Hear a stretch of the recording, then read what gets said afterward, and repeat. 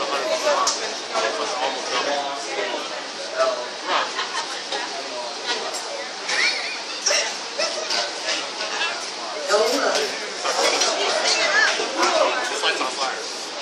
evening, everybody. How y'all doing? First and foremost, I want to shout out everybody who came out. You know what I'm saying? Check out the poetry.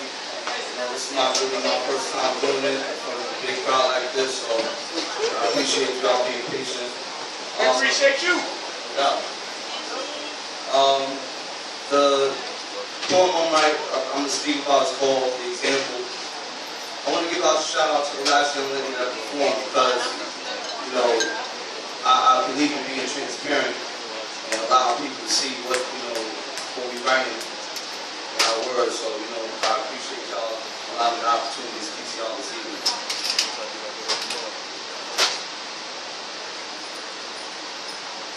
Thinking about the example that I'm setting got me up stressing, up early in the AM, sipping.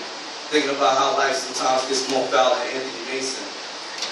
During the storms, sometimes get the feeling as though living a happy life is only a figment of the imagination. But life is what you make it.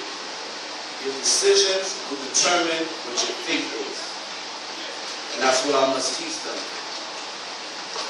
My old man been dealing with his own demons way long before I was seeming.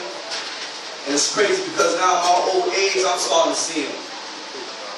Just not trying to make the same mistakes though. To make it keep them boys happy, I'll do whatever it takes, yo. And even if through the midst of the trials, gonna bring a immediate smile to my face, as long as I walk in that house and there's a smile that I see on their face, that's most important. Breaking the cycle. All the money and the fame in the world couldn't even help Michael, because as an adult, he was too busy living his second childhood. And as a grown man myself, I long for that relationship with my pops going into my manhood. And although I came out okay, everything's not all good, but trust, I'm good.